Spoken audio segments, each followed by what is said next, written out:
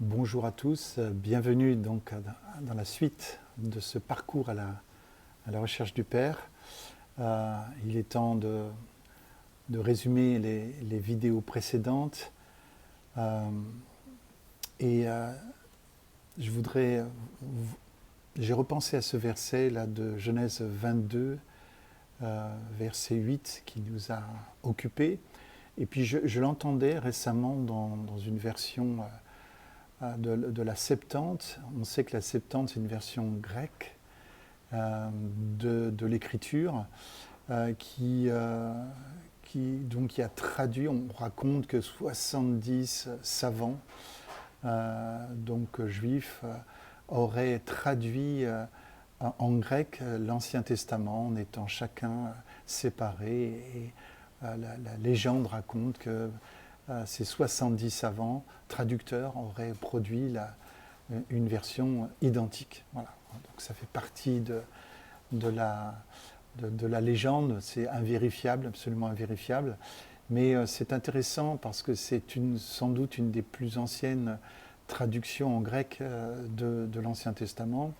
Et on lui accorde une très grande fidélité au texte original. Et donc, voici ce que dit donc le Genèse 22, verset 8. Et Abraham dit, Dieu verra pour lui-même l'agneau pour l'Holocauste, mon fils. Vous vous rappelez qu'Abraham et Isaac sont en train de monter sur la montagne de Morija, ce qui sera la montagne de Sion, en fait, du massif de Morija, là où Jésus sera lui-même crucifié quelques siècles plus tard. Et donc Isaac s'est posé la question, mais où est le sacrifice ? Et cette réponse là, de Genèse 22, verset 8, eh bien c'est la réponse que ce père fait à son fils. Et Abraham dit donc, Dieu verra pour lui-même l'agneau, pour l'Holocauste, mon fils. Et d'abord, remarquons une chose, c'est que le mot pourvoira, en fait, n'existe pas, le verbe pourvoir n'existe pas en tant que tel, mais dans l'hébreu, le verbe qui est utilisé, c'est le verbe voir. Dieu verra pour lui-même l'agneau. Et en lisant cela de manière assez littérale, comment ne pas penser à tout ce que nous avons dit sur ce Père qui va d'abord se révéler au travers d'un bélier, avant de se révéler finalement au travers de Jésus, au travers de l'agneau.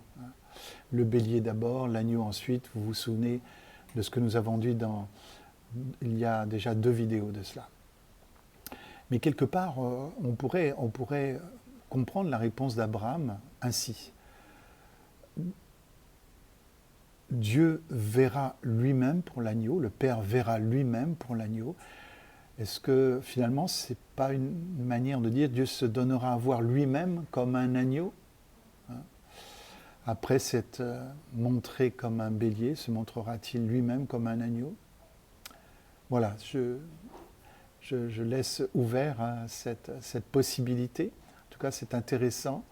Dieu verra pour lui-même l'agneau. Comment comprendre ça dans ce que nous avons déjà dit ? Comment ça écho, ça donne un écho à ce que nous avons déjà partagé. Et puis ce qui est intéressant aussi, deuxième chose que je voudrais noter au passage, c'est que mon fils, l'expression mon fils apparaît en dernier dans la réponse d'Abraham à Isaac. Alors bien sûr, littéralement, c'est le père parlant à son fils, c'est normal qu'il dise mon fils. D'ailleurs, dans toutes les traductions françaises que j'ai pu consulter, mon fils est en premier. Mon fils, Dieu pourvoira lui-même. Mais là, en fait, dans l'hébreu que traduit la Septante, eh bien, mon fils, l'expression apparaît en dernier. Et comment ne pas faire une lecture prophétique en pensant que mon fils, ici, c'est une expression prophétique qui pointe vers le Fils de Dieu, vers Jésus-Christ. Dieu verra pour lui-même l'agneau pour l'Holocauste. Mon fils. égale mon fils. Enfin, voilà. Donc ça, c'est très intéressant. Hein. C'est que Jésus met le comble à son amour pour nous, à la croix en tout cas, et que Jésus met le comble à son imitation du Père pour nous à la croix. Je crois que c'était important de le citer. Hein. Quand Paul dit « car je n'ai pas estimé devoir vous apporter autre chose que Jésus-Christ et Jésus-Christ crucifié » dans 1 Corinthiens 2.2, il ne faut pas voir cette insistance de Paul comme si Paul était finalement une sorte de psychorigide qui est complètement obsédé par la croix, il ne voit que ça. Paul est plutôt conscient que nous n'avons pas fini de comprendre ce qui s'est passé à la croix. Cette perfection de l'œuvre de la Trinité mérite que nous y revenions et que nous y revenions encore. Et Jésus met le comble à son amour pour nous à la croix. Et encore une fois, et Jésus met le comble à son imitation du Père pour nous à la croix. C'est ce que nous avons voulu aussi montrer aussi dans cette dernière vidéo. Nous avons parlé de René Girard et de sa compréhension de la croix. Voilà, il nous faut revenir à la croix, toujours la croix, parce que et ne pas nous arrêter en fait de creuser cette question, parce que certes c'est un mystère la croix, mais un mystère c'est ce qui est caché. Quand c'est révélé, ça nous appartient. Et nous n'aurons pas fini de sonder le mystère, il faudra peut-être même une partie de l'éternité pour sonder encore ce mystère dans toute sa profondeur. Donc nous l'avons vu avec René Girard, que Jésus met fin à la violence comme mode de gouvernance des affaires du monde et fait apparaître au monde la violence comme une supercherie satanique inscrite dans la convoitise humaine. Ça, c'est vraiment l'apport de René Girard. Ce sont les désirs mimétiques qui sont à l'origine du fonctionnement du péché dans l'individu et de la violence dans la société. Nous avons vu, et René Girard, qui est un fin connaisseur de l'homme finalement, un anthropologue très profond, quand il nous parle de la convoitise, il ne parle pas simplement d'un désir linéaire où un sujet convoite un objet. Hein. La convoitise humaine ne se contente pas de désirer quelque chose, ça va bien plus loin que ça. Et ça, nous le devons à René Girard de nous montrer que l'être humain ne se contente pas de désirer ce qu'il a, il convoite ce que l'autre possède. Et déjà, ça, c'est problématique, c'est déjà source possible de violence. Mais il va plus loin en disant que l'être humain ne va pas de se contenter seulement de désirer ce que l'autre possède, il va vouloir convoiter le désir de l'autre. C'est ce que René Girard appelle le désir mimétique. Et enfin, et ça c'est le niveau encore supérieur, je dirais, de la convoitise, et qui est vraiment proprement satanique, hein, qui est la marque de l'ennemi, hein, du diable dans le monde, ce qui peut l'être humain peut être amené à convoiter jusqu'à posséder l'être de l'autre, et pas seulement son avoir, mais son être aussi. Et nous l'avons vu chez le cadet, nous l'avons vu aussi dans d'autres exemples. Donc la convoitise humaine est donc responsable de la violence du monde. Et en cela, le bouddhisme a compris que la mort du désir, finalement, permettrait de sortir de ce cercle infernal. Mais sauf que le problème, c'est que si le bouddhisme entrevoit la solution, entrevoit le problème et entrevoit une solution, eh bien la mort du désir n'est pas possible. Et ce que le christianisme va proposer, ce n'est pas la mort du désir, mais c'est une redirection du désir. Et Jésus, donc, est devenu le bouc émissaire pour l'humanité afin de rediriger, que nous redirigions notre désir sur lui. Donc depuis la croix, finalement, l'humanité a un choix à faire et elle est plus responsable que jamais de ses choix. Et c'est pour cette raison qu'il y a ce verset qui prend toute son importance. Son palais n'est que douceur et toute sa personne est désirable. Tel est mon bien-aimé, tel est mon ami, fille de Jérusalem. Et bien sûr, il est question ici de Jésus, hein, qui est l'époux. Et nous sommes amenés donc à imiter Jésus. C'est comme ça que notre désir peut être sauvé, peut entrer dans une rédemption. C'est quand nous imitons le Fils, imitant le Père. Il n'y a que comme ça que notre humanité peut être sauvée. Nous n'avons pas à tuer le désir en nous, au contraire, nous devons le rediriger et nous devons imiter le Fils, imitant le Père. Voilà, nous étions donc arrêtés sur ces réalités. Hein. Peut-être aussi rappeler que Jésus n'est pas mort parce qu'il a été arrêté. C'est une première chose qu'il faut proclamer. Hein. Ce serait faux d'avoir ça quelque part dans nos pensées, que Jésus serait mort finalement parce qu'il aurait été arrêté par finalement les puissances romaines auraient pris avantage sur lui, les puissances aussi d'Israël à l'époque auraient pris le dessus sur lui. Hein. Il faut pas voir les choses comme ça. Deuxième chose qu'il ne faut pas non plus considérer, c'est que Jésus n'est pas mort des suites de ses blessures. Hein. On a dit que la mort de Jésus est compatible avec une asphyxie posturale progressive, hein, avec une acidification du sang, mais ce n'est pas ce qui a provoqué la mort de Jésus. Ça, c'est important. Bien sûr, n'importe quel homme dans cette situation meurt de ses blessures, mais Jésus n'est pas mort de ses blessures. Et troisième chose qu'il faut confesser, ce n'est pas la violence humaine qui a eu raison de la vie de Jésus, mais Jésus a donné sa vie de son plein gré. Et personne, en effet, personne ne peut m'ôter la vie, je la donne de mon propre gré, j'ai le pouvoir de la donner et de la reprendre, tel est l'ordre que j'ai reçu de mon Père. Autrement dit, Jésus avait toute l'autorité de donner sa vie, et il avait reçu cette autorité. Donc en aucun cas, on a pris la vie à Jésus, Jésus n'est pas décédé, il a donné sa vie librement sur la croix. Donc, et c'est en cela que la Trinité manifeste en amour, au travers de Jésus, son amour, et se donne sacrificiellement pour nous, volontairement. Ce n'est pas la violence qui a vaincu Jésus, mais c'est Jésus qui a vaincu la violence comme ça.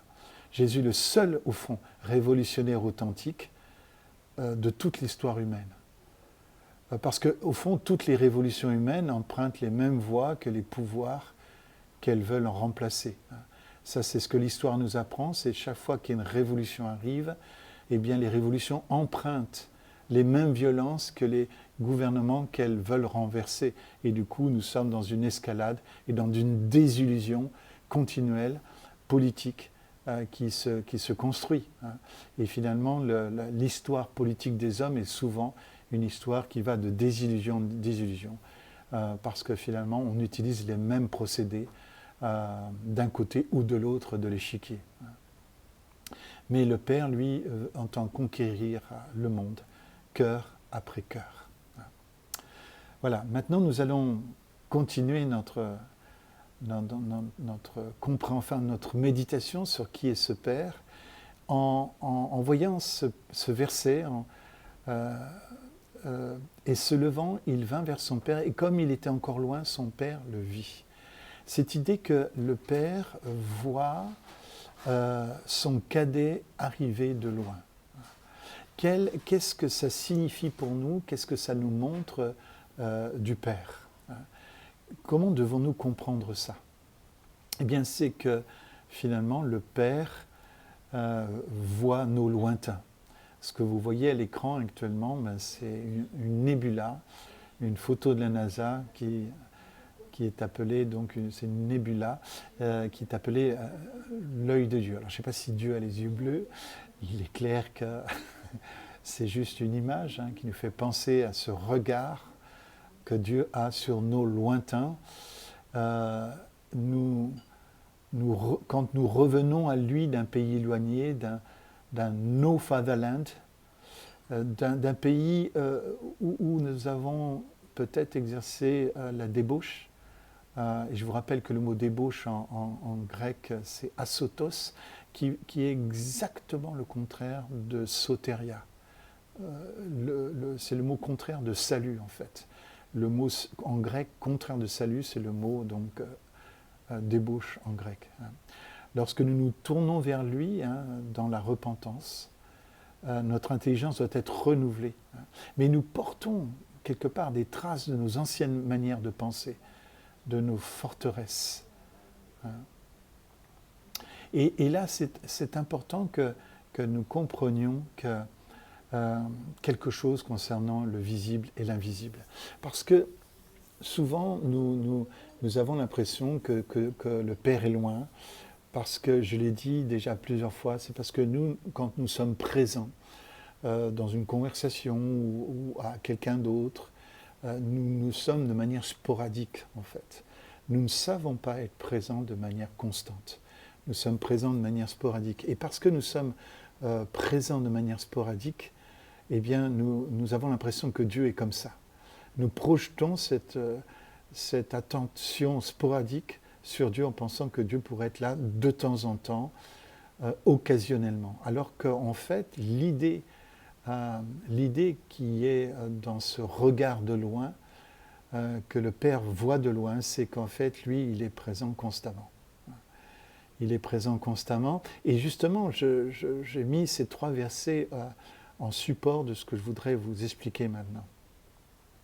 Nombre 14, 20, 21, l'Éternel dit « Je pardonne comme tu l'as demandé, mais je suis vivant et la gloire de l'Éternel remplira toute la terre. » Donc il y a une parole là qui est dite de l'Éternel à Moïse, annonçant que la gloire de l'Éternel remplirait toute la terre, remplira. Donc il y a un futur d'une gloire qui doit remplir toute la terre. Le psaume 72, 19 appelle ce remplissement de la gloire. Que son nom glorieux soit béni éternellement, que toute la gloire soit remplie, que toute la terre, soit remplie de sa gloire. Amen, amen. Il y a cette quête-là. Et puis Habakkuk, alors passe à un niveau supérieur.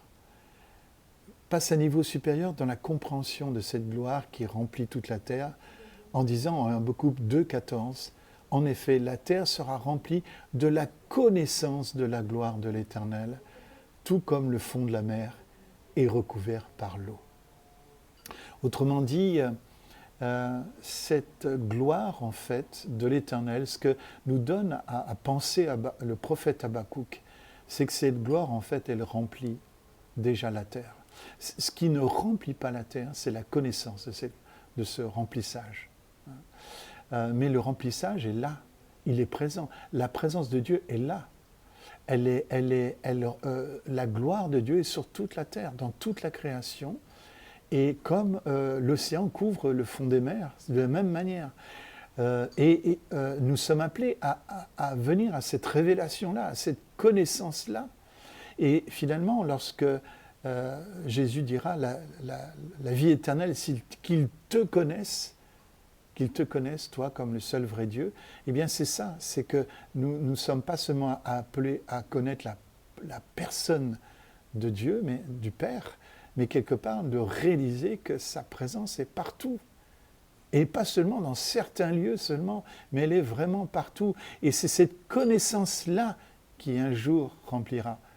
Mais l'ignorance ne peut pas empêcher, en aucun cas, la gloire de l'Éternel de remplir la terre. L'ignorance humaine ne peut pas opposer une limite à la présence de Dieu sur toute la terre. C'est juste pas possible. L'ignorance, elle pose une limite en nous, mais pas en Dieu. C'est nous qui sommes limités par notre ignorance. Dieu ne peut pas l'être par notre ignorance. Donc, ça, c'est important. Et il y a eu un temps, je me rappelle, je conduisais la louange un dimanche matin dans notre église et je disais, nous allons louer le Seigneur afin de faire venir sa présence. Et tout d'un coup, c'est comme si je sentais une main sur mon épaule et l'Esprit Saint, avec beaucoup de douceur, mais de fermeté, en même temps me dit « Excuse-moi Pierre, mais j'étais là avant toi. J'étais là avant vous. » Et tout d'un coup, j'ai dit « Waouh, mais quelle arrogance de croire que nous allons louer le Seigneur et faire venir sa présence. » Et j'ai dit, je me suis arrêté, donc j'ai dit, écoutez, excusez-moi, je reprends, je reformule ma phrase, et voilà ce que j'ai dit. Voilà, il me semble que le Seigneur me demandait de dire, de présenter. Nous allons louer le Seigneur, non pas pour faire venir sa présence, parce que sa présence est toujours là. Nous allons louer le Seigneur afin de nous aligner avec sa présence et prendre conscience de son omniprésence. Mais en aucun cas, aucune gesticulation de notre part ne peut faire venir plus de présence qu'il n'y a déjà. Et c'est à nous de grandir dans cette réalité-là. Ce n'est pas à lui de venir, parce qu'il est déjà venu, il est déjà là. C'est à nous de venir dans la présence. C'est nous, les sporadiquement absents, qui devons rentrer dans cette présence continuelle. C'est à nous de prendre conscience de ça. Et justement, un autre verset nous y encourage. Vous savez, c'est quand Élie et Élisée sont entourés d'armées ennemies. Et Élisée pria et dit « Éternel, ouvre ses yeux », en pensant donc à son disciple, pour qu'il voie. Et l'Éternel ouvrit les yeux du serviteur qui vit la montagne plein de chevaux et de chars de feu autour d'Élisée. Vous voyez, le serviteur d'Élisée avait les yeux sur ce qu'il voyait, sur un visible, mais qui n'était pas le réel. Encore une fois, je crois que c'est important que nous le redisions, et il faudra toujours le redire, le réel, nous ne cessons de le construire à partir de présupposés qui sont en nous. Nous, tous les jours, à chaque minute, à chaque instant, nous reconstruisons le réel. Je ne veux pas dire par là que le réel n'est qu'une image mentale, mais quelque part, il participe à cette image mentale que nous appelons le réel. Et ce n'est pas parce que nous voyons les mêmes choses que nous voyons les choses de la même manière. On le dit très bien, par exemple, le pessimiste va voir le verre à moitié vide, l'optimiste va le voir à moitié plein. Vous voyez, ce qui prouve bien que, en fait, c'est le même verre, c'est la même quantité d'eau qu'il y a dedans, mais en fonction des présupposés qu'il y a chez l'optimiste et les présupposés qu'il y a chez le pessimiste, il verra le verre de manière complètement différente. Eh bien, le réel, c'est comme ça que nous le percevons. Si nous sommes seulement à considérer la présence de Dieu quand nous pensons à lui, eh bien, nous sommes les gens les plus pauvres de la terre, finalement. Si nous pensons que Dieu n'est présent que dans la louange, par exemple, bien, quelque part, nous réduisons son omniprésence. D'ailleurs, il me semble qu'on dit que rien n'est impossible à l'Éternel. J'ai envie de croire qu'il y en a peut-être une seule chose qui pourrait lui être impossible, c'est d'être absent d'un quelconque endroit. Il est impossible à l'Éternel d'être absent. Et en fait, ce que nous avons besoin, c'est la prière d'Élisée, pour que nous voyions aussi, pas seulement ce qui se voit, mais ce qui ne se voit pas. Parce que Paul le dira aussi, c'est par la foi que nous comprenons que les choses visibles sont faites de choses invisibles. Et si vous avez vu Le Petit Prince reprendra, de Saint-Exupéry, reprendra complètement cette thématique-là, en disant que les choses importantes sont invisibles pour les yeux, et que les choses visibles sont faites de choses invisibles. Et il nous faut, bien sûr, porter le regard sur les choses visibles, mais il nous faut aussi avoir le regard de la foi qui nous permet de voir tout un monde que nos yeux physiques ne voient pas. Et ça fait partie du réel. Le réel ne peut pas se limiter à ce que je vois. Le réel inclut un monde que je dois percevoir par la foi. Et c'est en cela que nous pouvons nous entraîner dans l'omniprésence dans l'omniprésence du Père. Et c'est ça, quand il est dit, le Père le vit de loin. Il voit nos lointains, il voit notre éloignement, il voit d'où nous venons, il voit le chemin qui nous reste à parcourir. Et souvent, il le parcourt lui-même à notre place. Vous m'entendrez en parler désormais de plus en plus, hein, et certainement quand on parlera aussi de l'héritage, ce sera la troisième partie, la troisième grande thématique de Luc 15, qui est une thématique du royaume de Dieu. Hein. Nous parlerons du royaume de Dieu, donc de l'héritage. Hein. C'est cette troisième dimension qu'il y a dans cette grande parabole de Luc 15. Regardez ce qui est mis, ce que Paul nous invite à voir et qui s'appelle le réel. Lisons ensemble. Tu as mis toute chose sous ses pieds. Ça, c'est le déjà. C'est-à-dire qu'en fait, par la foi, nous devons saisir ça. C'est que à la croix, Jésus a mis toute chose sous les pieds. Le Père a mis toute chose sous les pieds de Jésus. Donc en fait, tout est sous l'autorité de Jésus. En effet, en lui soumettant toute chose, Dieu n'a rien laissé qui ne lui soit soumis. J'aime bien faire cette blague souvent aux gens, je leur dis, mais quel est le sens grec profond du mot rien? Alors les gens disent, je ne sais pas. Eh bien, vous savez, le sens profond du mot rien, c'est rien. Hein? Dieu n'a rien laissé qui ne lui soit soumis. Cependant, nous ne voyons pas encore maintenant que toute chose lui soit soumise. Waouh, vous la voyez cette tension? Eh bien, cette tension, c'est ce qu'on appelle la tension du royaume de Dieu. C'est pour cette raison que sur l'écran, vous voyez actuellement une femme enceinte, allez, on va dire dans son 9e mois. Et là, j'ai envie de vous poser une question. Quand vous voyez une femme enceinte dans son 9e mois, la question que j'ai envie de vous poser, c'est est-elle mère?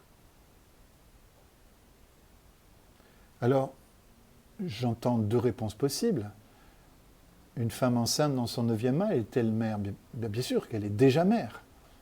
Mais est-ce qu'elle est mère vraiment au sens, a-t-elle mis l'enfant au monde? Pas encore. Donc en fait, la réponse à est-ce que cette femme enceinte dans son 9e mois est-elle mère?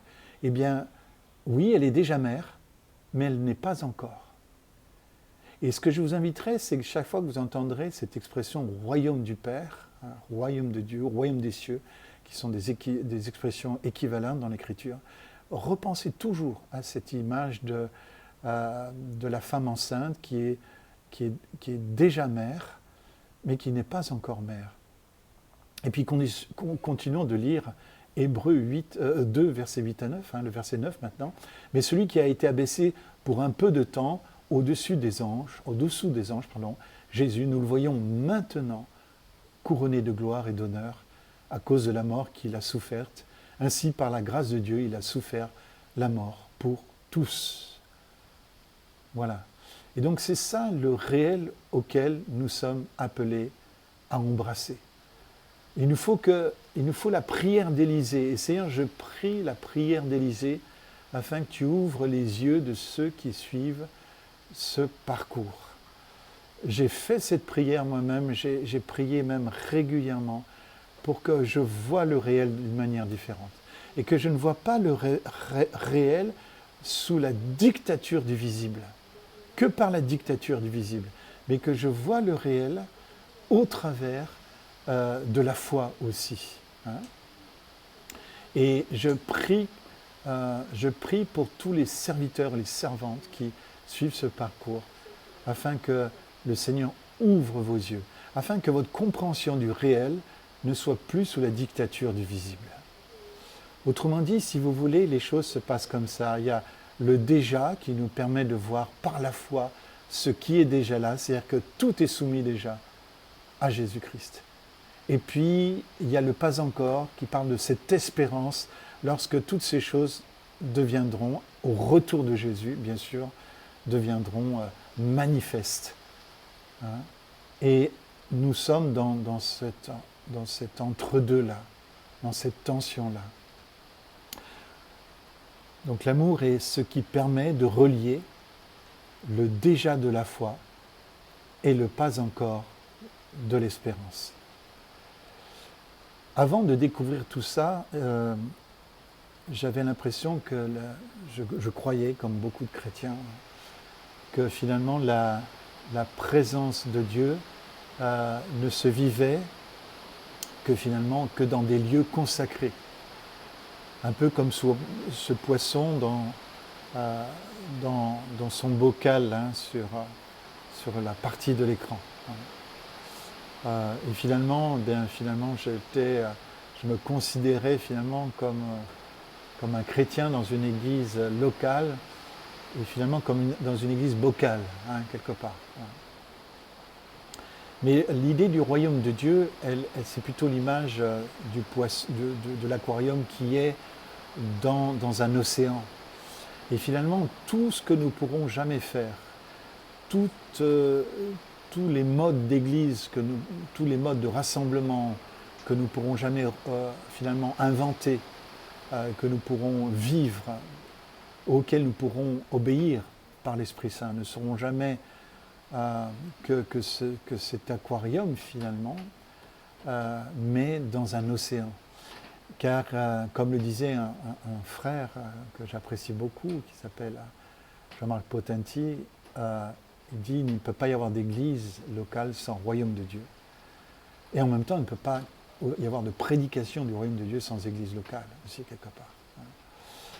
Donc, pas de royaume sans église, mais pas d'église sans royaume. Mais en aucun cas, l'église en tout cas, ce que nous appelons nos églises, en fait, ne peuvent épuiser ce qu'est le royaume de Dieu. D'ailleurs, je me demande même si l'univers peut contenir le royaume de Dieu. Vous voyez ? Donc c'est cet agrandissement-là que nous avons besoin. Et quand j'ai commencé à voir ça, ça a été comme une libération. Quand j'ai vu cette gloire qui remplissait toute la terre, vous voyez. Quand j'ai vu que j'ai commencé à confesser que ma paroisse, c'était le monde. Et pas seulement cet endroit de quelques centaines de mètres carrés que j'appelais mon église, en fait. D'ailleurs, à l'époque, alors que j'étais pasteur, je logeais avec des frères, on était en déplacement, et paraît-il que pendant la nuit, je disais, mais l'église, c'est trop petit. L'église, c'est trop petit. Et je pense que je souffrais finalement, non pas de l'étroitesse de l'église en tant que telle, mais finalement de l'étroitesse de mes conceptions. Et je crois qu'on peut être très, très, très, très à l'étroit, finalement, dans nos propres conceptions, surtout quand on parle de la présence de Dieu. Et savez-vous que les poissons grandissent en fonction de la taille de l'aquarium ?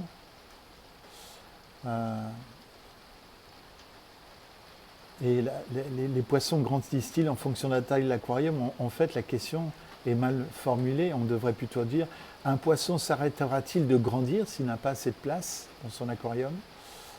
Et ce que j'ai appris, c'est qu'un poisson à l'étroit aura des problèmes de développement. On pourra même parler de nanisme, de malformation, et une faible résistance aux maladies et beaucoup de stress. Là, je ne savais pas. Donc vous voyez, un poisson est soit au bénéfice, soit au détriment de la taille de son aquarium. Et un aquarium mal proportionné place le poisson en mode survie et en souffrance, ce qui peut occasionner même une mort prématurée. Et ce que vous allez voir maintenant, eh bien, c'est un poisson rouge, effectivement, qui a continué son développement dans un lac. Dans un aquarium domestique, un poisson rouge atteint généralement entre 5 et 10 cm de longueur. Dans un étang ou un lac, il peut atteindre 30 à 40 cm, voire plus dans certains cas extrêmes, mais il est peu probable qu'il atteigne 100 fois la taille 100 fois supérieure à sa taille initiale d'aquarium. Mais quand même. Alors, je ne sais pas si c'est vraiment un poisson d'aquarium que l'on voit, mais c'est pour donner un ordre d'idée que la présence de Dieu donc, est tellement importante à comprendre. Et encore une fois, que le Seigneur nous amène à voir sa présence comme étant omniprésente et capable de voir nos lointains, de voir nos éloignements, Et si nous sommes sporadiquement présents, lui, il est constamment présent. Ensuite, il est dit, le Père est ému de compassion. Alors ça, c'est un terme grec qui est intéressant de méditer. Le mot compassion ici, c'est splagnizomai. Ne me demandez pas de le répéter. Ça veut dire être remué dans ses intestins, de là être ému de compassion, avoir compassion, car les entrailles sont censées être le siège de l'amour et de la pitié. Donc, splagnizomai, un mot complexe, il parle de la complexité justement de nos entrailles, hein, et qui parle justement de cet amour, ces émotions entériques. Alors, on dit que les plus grandes émotions en fait, nous saisissent dans le ventre. En fait. C'est ce qu'on appelle, c'est ça être ému de compassion, c'est être saisi au-delà même de l'intelligible, en fait, hein, de l'intellectuel, du rationnel. Hein. Et on voit ainsi Jésus être saisi dans ses entrailles devant une foule sans berger, Matthieu 9, 36, devant une grande foule, Matthieu 14, 14, où il y aura beaucoup de guérisons de malades, d'une foule affamée dans Matthieu 15, 32, en présence d'un lépreux, Marc 1, 41, d'une veuve lors de ses obsèques de son fils unique dans Luc 7, 13, d'un homme blessé sur la route de Jéricho dans Luc 10, 33, et enfin devant cet aveugle Bartimée qui sera guéri à cause de la compassion. Donc là, ce que nous avons besoin, nous, finalement, de comprendre, nous charismatiques qui chérissons la guérison, la puissance de Dieu, c'est qu'en fait, il ne peut pas y avoir de guérison sans compassion. Et ce que nous avons besoin, en fait, c'est de demander cette compassion. Parce que la compassion, c'est ce qui fait chemin vers la guérison. Et puis nous voyons une autre scène aussi qui s'enchaîne. Hein, c'est une fois que le Père voit de loin, il est ému de compassion. Et déjà, ce qui est important de dire, c'est que Dieu n'est pas en colère à cause de nos éloignements. Il est plutôt compatissant parce que pour lui, il sait que l'éloignement, l'absence, c'est la souffrance, c'est le deuil, c'est la mort pour nous, l'absence. Donc en fait, penser que parce que nous serions loin, Dieu serait en colère, c'est un contresens total. C'est méconnaître le cœur du Père, qui lui est compatissant envers toute distance, parce qu'il sait ce que ça signifie en nous. Et justement, c'est ce qui va l'amener à courir. Hein. C'est ce qui va l'amener à courir. Et on a déjà une image de la course de cette poule qui va prendre ses petits sous ses ailes dans Luc 13, 34. On en a déjà parlé dans ce Père au cœur de mer. Jésus a critiqué sévèrement les pharisiens et les scribes, mais il les considère finalement comme ses poussins. Combien de fois ai-je voulu vous prendre comme une poule, prendre ses petits sous ses ailes et vous ne l'avez pas voulu. Vous savez, quand Jésus parle, quand il secoue son auditoire, eh bien c'est pour finalement ça, c'est pour créer une sorte de massage cardiaque, hein, pour relancer le cœur. Et on sait que pour sauver la vie de quelqu'un, des fois, il faut briser ses côtes, justement, dans ce massage cardiaque. Et quelquefois, effectivement, Jésus va parler de manière très énergique. Voilà. Donc on voit là, cette poule-là qui va courir. Hein. Donc on a déjà vu cette image-là. Une autre chose que nous devons voir dans cette course, et là c'est important de mettre cette course en résonance avec ce passage de la Torah, Deutéronome 21, versets 15 à 21. Et regardez comment ne pas penser à ces deux fils. Hein. Vous savez, si un homme a deux femmes, c'est la première partie, je crois qu'on en a parlé, hein, il est parlé du premier-né, il y a un premier-né dans ce chapitre 21. Et puis tout d'un coup, si un homme a un fils indocile et rebelle, et comment ne pas penser au cadet de la parabole, n'écoutant ni la voix de son père, ni la voix de sa mère, et ne leur obéissant pas, même après qu'ils l'ont châtié. Le père et la mère le prendront et le mèneront vers les anciens de sa ville et à la porte du lieu qu'il habite. Ils diront aux anciens de sa ville, voici notre fils qui est indocile et rebelle, qui n'écoute pas notre voix et qui se livre à des excès et à l'ivrognerie. Et tous les hommes de sa ville le lapideront et il mourra. Waouh! Tu ôteras ainsi le mal du milieu de toi, ainsi que tout Israël entende et craigne. Vous voyez, à l'époque d'Israël, il n'y avait pas de crise d'adolescence à cause de passages comme ça. Je rappelle que la crise d'adolescence est une invention complètement européenne. Il y a encore des pays aujourd'hui qui ne connaissent pas cette crise d'adolescence. C'est qu'en Europe qu'on en a fait un rite de passage obligatoire, mais il y a bien des pays où le rite de passage passe par d'autres modalités pour parvenir à l'âge adulte, mais pas par forcément la crise d'adolescence. C'est l'Europe occidentale au travers de penseurs comme Freud qui ont instauré finalement cette crise d'adolescence comme un rite obligatoire et comme la révolte finalement, la rébellion comme étant un moyen de parvenir à la croissance et à la maturité, comme si le déshonneur pouvait amener quelqu'un à la maturité. Il y a deux manières de grandir, soit en déshonorant, soit en honorant. On peut effectivement tuer son père, sa mère, symboliquement, et devenir soi-même un adulte. Ça, c'est une manière de grandir qui est très commune en Europe. Ça existe aussi dans le monde politique, ça existe de bien des manières. Mais la manière de grandir du royaume de Dieu, c'est d'honorer. Parce qu'on finit par ressembler à ce que l'on honore. On attire à soi ce que l'on honore, mais on éloigne de soi ce que l'on déshonore. Voilà. Alors, pourquoi ce passage pour comprendre la course du Père? Remarquez bien ce qui se passe. C'est que on sait que les lieux de lapidation se trouvaient toujours en dehors des lieux d'habitation, en dehors du village, en dehors de la ville.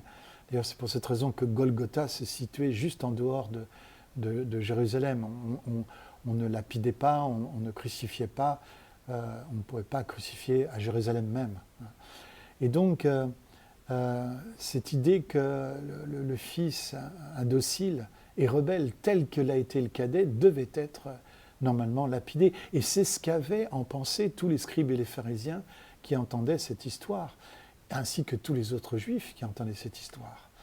Et donc, pourquoi le Père se met-il à courir? Eh bien, précisément, il se met à courir pour arriver avant les anciens, qui, eux, animés par le jugement, eux seraient là pour lapider le fils indocile et rebelle. Autrement dit, l'image qui nous est donnée ici, c'est une image incroyable d'un père qui va courir, comme le dit Jacques 2,13 d'ailleurs. Le jugement est sans miséricorde pour qui il n'a pas fait miséricorde, mais la miséricorde triomphe du jugement. Autrement dit, le père qui court à la rencontre de son fils afin qu'il ne rencontre pas les anciens qui, eux, sont armés du jugement déjà et qui sont prêts à le lapider. La course du père vers le cadet, c'est ce qui va sauver la vie du cadet. Donc il y a une image très très forte ici d'une miséricorde qui court plus vite que le jugement. La miséricorde court plus vite que le jugement. Et c'est ce qui s'est passé dans la course du père vers son cadet, vers son fils. Ce n'est pas juste un élan de compassion, c'est aussi une manière de lui sauver la vie. Ça, c'est magnifique. Et puis, il y a aussi un autre passage à convoquer pour comprendre toute la richesse de cette course. C'est ce passage qu'on trouve dans Genèse 33, verset 4. Ésaü, vous savez qu'Ésaü et Jacob sont des jumeaux ennemis dans l'Écriture, puisque Jacob a volé le droit d'aînesse à son frère aîné. Et Et Ésaü vient avec une grande armée. Et Jacob a passé la nuit en prière et l'ange de l'Éternel lui a déboîté la hanche pour qu'il ne puisse pas fuir devant la réconciliation, en fait, devant la confrontation. Vous voyez, Dieu se rencontre dans le réel. Dieu ne veut pas qu'on fuit le réel, mais il veut qu'on l'affronte. La fuite du réel, c'est ce que toutes les religions du monde nous proposent. Si vous voulez rencontrer le Père en fuyant le réel, désolé, ce parcours ne vous sera d'aucune utilité, ne sera d'aucune aide. Le Père se rencontre dans le réel. C'est pour cette raison que je suis passionné par le réel. Mais ce réel qui est capable de voir l'invisible aussi, attention. Quand je parle du réel, je ne parle pas du visible uniquement, et de la dictature du visible, mais je parle aussi de ce regard par la foi que nous portons sur ce qui ne se voit pas, de sorte que les choses visibles sont faites de choses invisibles. Donc Ésaü, regardez cette image incroyable d'Ésaü qui court à la rencontre, qui prend Jacob dans ses bras, se jette à son cou, l'embrasse, et tous deux se mettent à pleurer. Et regardez le parallèle à faire avec Luc 15-20, où il courut à la rencontre de son fils, se jeta aussi à son cou, et il l'embrassa longuement, ce qui fait dire d'ailleurs aux orientaux que le père aussi a pleuré. Parce que se jeter au cou de quelqu'un et l'embrasser, enfouir son visage dans le cou de quelqu'un, c'est une manière très digne de cacher ses larmes. Mais c'est des larmes de joie, sans doute. Et là, ce que je voudrais, c'est que nous faisions une petite pause, que nous réalisions quelque chose. Qu'est-ce que le Père, qu'est-ce que Jésus, qu'est-ce que le Saint-Esprit veut nous donner à comprendre ici? Vous savez que Ésaü, c'est l'image même de l'anti-héros en Israël. C'est le mal-aimé. Et là, le Père le réhabilite dans la figure même du Père. Waouh! C'est-à-dire qu'en fait, Jésus, et le Père au travers de Jésus, va finalement imiter Ésaü pour nous faire comprendre qui il est, en fait. Et c'est étonnant parce que le Père ne va pas convoquer une image glorieuse d'Israël. Au contraire, il prend une image infamante. Et j'ai besoin de vous rappeler ce que dit Malachie, chapitre 1, versets 2 et 3. « Moi, je vous ai aimé, déclare l'Éternel, et vous me demandez, en quoi donc nous as-tu aimés? Ésaü n'est-il pas le frère de Jacob? Demandit l'Éternel. Or, j'ai aimé Jacob et j'ai écarté Ésaü. J'ai fait de ces montagnes un pays désolé et j'ai livré son patrimoine au chacal du désert. » Il y a même des traductions qui vont jusqu'à dire « j'ai haï Ésaü ». Donc le mal-aimé est réhabilité dans la figure même du Fils. Celui qui possède la plus grande capacité de nuire aussi. Rappelez-vous cet enseignement sur le pardon. Jacob regarda, Genèse 33, verset 1. Vous vous rappelez ce que nous avons dit du pardon?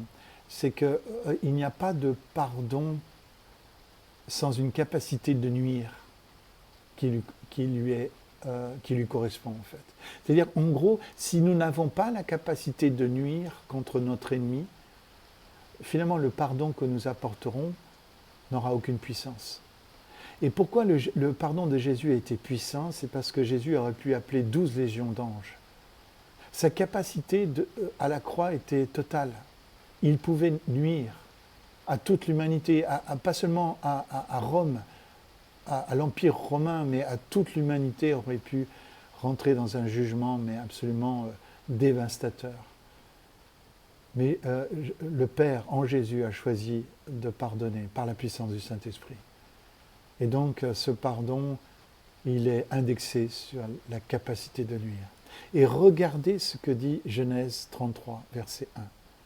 Jacob regarda droit devant et aperçut Ésaü qui arrivait avec 400 hommes.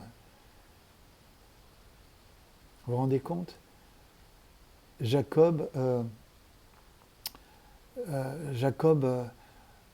lui, quand vous lisez le passage, il sépare ces gens en différents groupes en se disant, si mon frère tombe avec son armée sur un groupe, au moins les autres pourront prendre la fuite. Donc il y a un groupe qui servira finalement de proie, hein, de bouc émissaire, pour que les autres puissent s'en tirer, en gros. Hein.